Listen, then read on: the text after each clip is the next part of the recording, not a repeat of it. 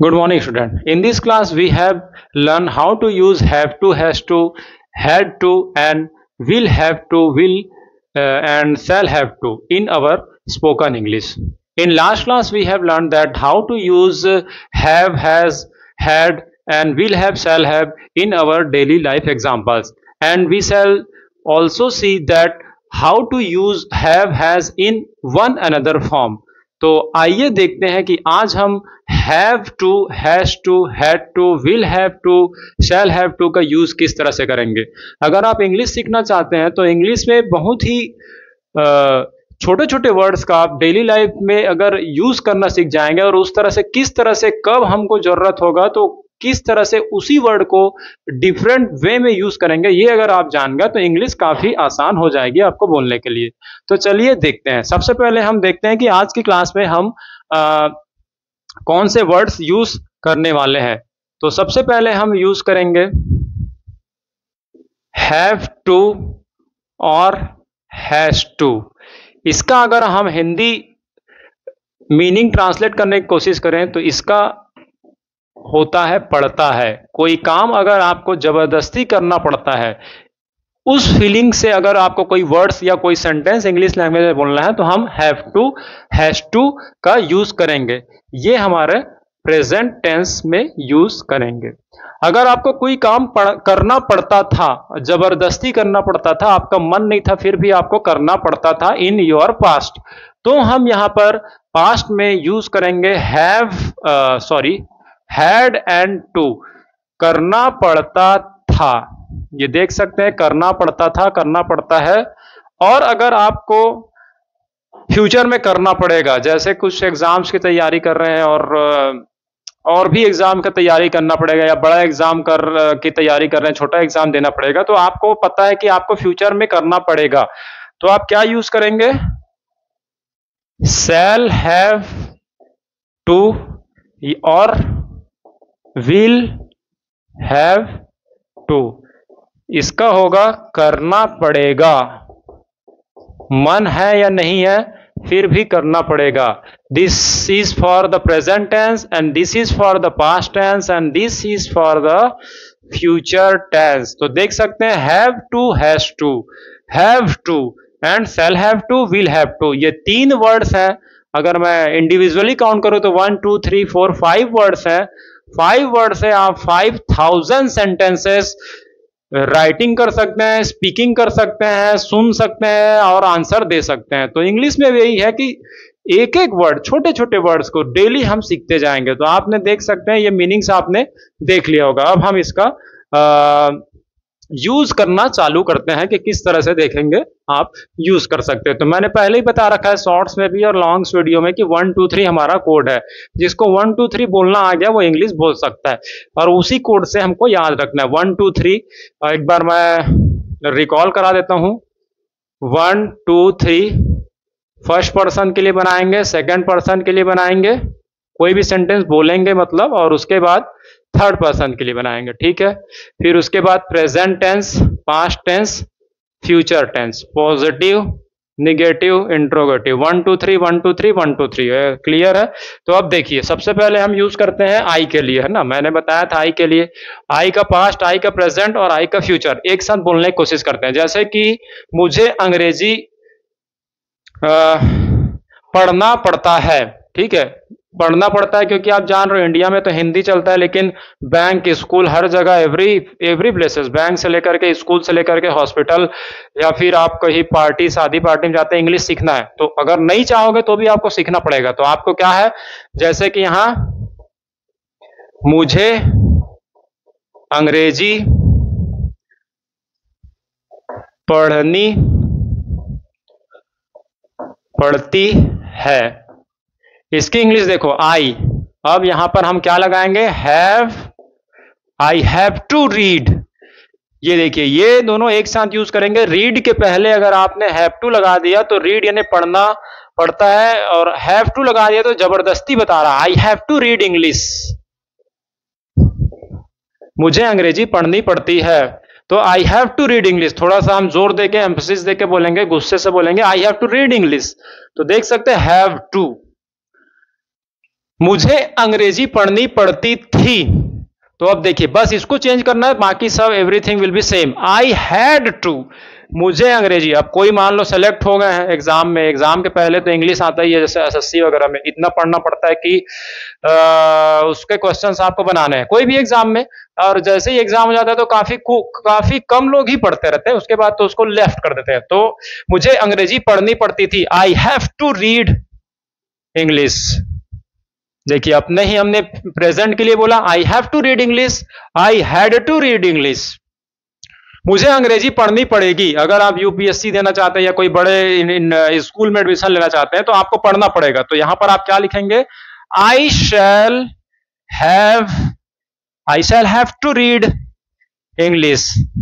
देखो आई के लिए हमने प्रेजेंट की बात कर ली, अपने प्रेजेंट, अपने पास्ट एंड अपने फ्यूचर, बस इतना ही हमारा है। मैंने बताया भी था खुद के लिए हम तीनों बनाएंगे, पास्ट प्रेजेंट फ्यूचर, उसका पॉजिटिव निगेटिव इंट्रोगेटिव। तो अभी तो हम पॉजिटिव ही बना रहे हैं कि I have to read English, I had to read English, I shall have to read English. किसी को बोलोगे तो मुझे पढ़ना पड़ता था। और भी आप कुछ भी बोल सकते हो, जैसे कि मुझे खाना खाना पड़ता है, आई हैव टू ईट, मुझे अपने मम्मी के हाथों से खाना खाना पड़ता है, I have to eat food from the hand of my mother. तो ये देख सकते हैं, कोई भी एग्जाम्पल आप मन में सोचिए, उसका ड्राफ्ट करते जाइए। हिंदी अगर नहीं लिख पाएंगे तो इंग्लिश ही लिख दीजिए। जैसे मुझे अपने मम्मी के हाथों से खाना खाना पड़ता है, थोड़ा सा कॉम्प्लेक्स सेंटेंस है लेकिन कोई नहीं।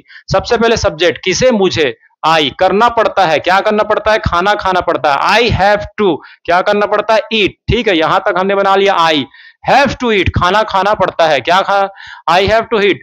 किससे, मम्मी के हाथों से के लिए पहले लगाना पड़ता है फ्रॉम। ठीक है, फ्रॉम का किससे, हाथों से, द हैंड्स, और किनके, मम्मी के, ऑफ माई मदर। तो देख सकते हैं इस तरह से, I have to eat from, sorry मैंने फूड का यहां पर इंग्लिश लिखना भूल गया था, I have to eat food from the hands of my mother. मुझे खाना खाना पड़ता है, और मुझे खाना खाना पड़ता था। अगर आप अभी कहीं दूर रह रहे हैं, अगर पहले के बाद किसी को बोलना चाहते हैं तो हैव टू को आप यूज ना करके हैड टू लगा दोगे, बस इसको चेंज कर दोगे, पूरा पूरा यह सेंटेंस पास्ट में चला जाएगा। I had to read, I have to eat food from the hands of my mother, and मुझे मम्मी के हाथों से खाना खाना पड़ेगा। तो आप क्या बोलोगे, आई, इसको भी कैंसल करके आई शैल, क्योंकि शैल लगाते हैं, I shall have to eat food from the hands of my mother. अब मम्मी, जैसे कभी कभी हम घर जाते हैं छुट्टियों में, अगर आप कहीं वर्किंग प्लेस पे हैं और मम्मी के पास जाते हैं तो उनके हाथ से खाना खाना पड़ता ही है, टाइम पर ही खाना पड़ता है। अब बाहर तो आप कैसे भी खा सकते हैं, लेकिन वहां जाओगे तो पंक्चुअल हो जाता है, सब कुछ अपने पास आने लगेगा। 9 बजे ब्रेकफास्ट, लंच टाइम पे आएगा, फिर इवनिंग का ब्रेकफास्ट टाइम पे आएगा, और नाइट का जो है आपका फूड, जो डिनर है, वो टाइम पे आ जाता है। तो आप बोलोगे, I shall have to eat food from the hands of my mother after going home, यानी घर जाने के बाद। और भी लिख सकते हो आफ्टर गोइंग होम, घर जाने के बाद। तो देख सकते हैं हैव टू का हमने किस तरह से यूज किया, सिंपल है। अगर आप इसी को नेगेटिव बोलना चाहेंगे तो देखिए आप किस तरह से नेगेटिव कर सकते हैं, और तीनों हम लेते हैं ना, अभी आई से ही करते हैं, उसके बाद आई। तो जैसे नेगेटिव करने की कोशिश करते हैं इसी में, मुझे इंग्लिश नहीं पढ़ना पड़ता है, तो यहां पे आप क्या लिखेंगे, I have not to read English, I have not to read English. ठीक है, मुझे इंग्लिश नहीं पढ़नी पड़ती थी, I had not to read English, मुझे इंग्लिश नहीं पढ़नी पड़ेगी, I shall have not to read English. अगर किसी को पता है कि भाई मैं इंग्लिश के बिना भी कोई एग्जाम निकाल सकता हूं, तो आप क्या बोलोगे, I shall have not to read English for my preparation. तो शैल और टू के बीच में यहां पर नॉट हम लगा देंगे, सिंपल सी बात है।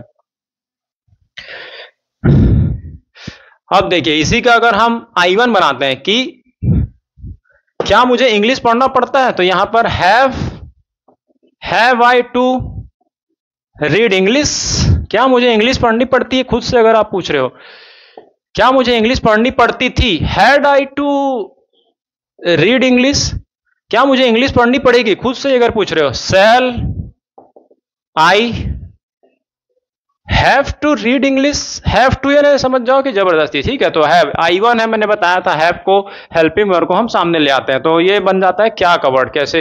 क्या मुझे इंग्लिश पढ़नी पड़ती है? Have I to read English? क्या मुझे इंग्लिश पढ़नी पड़ती थी? Had I to read English? क्या मुझे इंग्लिश पढ़नी पड़ेगी? Shall I have to read English? ठीक है, तो शैल यहां सामने ले आएंगे, हैव टू को वहीं रखेंगे। Shall I have to read English? क्या मुझे इंग्लिश पढ़नी पड़ेगी? शैल आई टू, क्या मुझे तुम्हें पैसे देने लौटाने पड़ेंगे? Shall I have to return your money? क्या मुझे तुम्हारे पैसे लौटाने पड़ेंगे यानी जबरदस्ती, तो shall I have to return your money. तो आप देख सकते हैं यहां पर हमने हैव टू का यूज कर लिया। Same to same have to का रहेगा और same to same will have to और शैल हैव टू का होगा। तो देख, आई के लिए हमने बनाया था, अब यू के लिए कोशिश करते हैं। जैसे कि तुम्हें इंग्लिश पढ़नी पड़ेगी, तो you have to read English। तुम्हें होमवर्क करना पड़ेगा। You have to complete, पूरा करना पड़ेगा। Complete your homework, समय पर, अगर मैं समय पर पढ़ दूं तो in time। You have to complete your homework in time, ठीक है। तुम्हें पैसे देने पड़ेंगे। You have to रिटर्न मतलब लौटाने पड़ेंगे, माई मनी, तुम्हें मुझे मेरे पैसे लौटाने पड़ेंगे। सेम है, इसको अगर आपने हैव के बीच में नॉट लगा दिया तो नहीं हो जाएगा नेगेटिव। हैव को अगर आपने सामने लगा तो क्या का, जैसे क्या तुम्हें इंग्लिश पढ़नी पड़ेगी, have you to read English, इस तरह से कंस्ट्रक्शन कर लेंगे हम। एंड आपको क्या पढ़ना पड़ेगा, what have you to read, तुम्हें क्या पढ़ना पड़ेगा, what have to you read for this, या मुझे क्या करना पड़ेगा इसके लिए, what have I to do for this, यानी यह पाने के लिए, या टू अचीव दिस, है ना। तो ये बोल सकते हैं what have I to do to achieve this goal, ठीक है। तो इस तरह से देख सकते हैं, यू के साथ भी हमने कोशिश कर लिया ना, जो पिछले क्लासेस अगर आपने पढ़ लिया होगा तो ये सारे, इसमें ज्यादा हमको सोच समझ करके यहां पर माइंड लगाना नहीं होगा, सिंपल है, इजी होता जाएगा। अब देखो जैसे कि उसे पैसे देने पड़ेंगे, सी का यूज कर लेते हैं। She has to give money,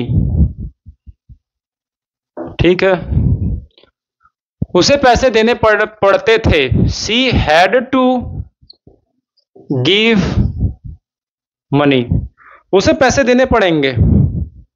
she will have to give money।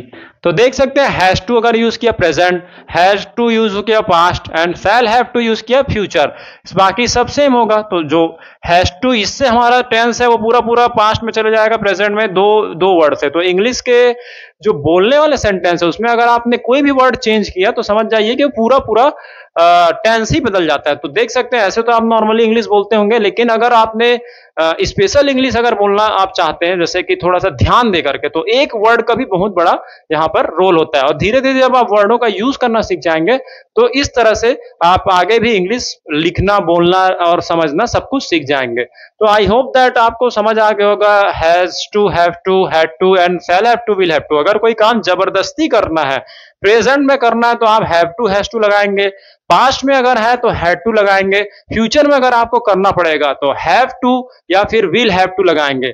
और वही है, खुद के लिए हम बनाएंगे, सामने वाले के लिए हम बनाएंगे, और थर्ड पर्सन के लिए बनाएंगे, उसके भी past, present, future, positive, negative, interrogative. तो have to, has to and had to, will have to, shall have to, इसका यूज हम बहुत ही जब जब हमको नेसेसरी होगा, जब हम फ्यूचर में इंग्लिश बोलने की कोशिश करेंगे तो इसका यूज करने की कोशिश करेंगे। इसी तरीके से अगर आप और भी इंग्लिश सीखना चाहते हैं इजी लैंग्वेज में, तो आप चैनल के साथ जुड़ जाएं। Thank you.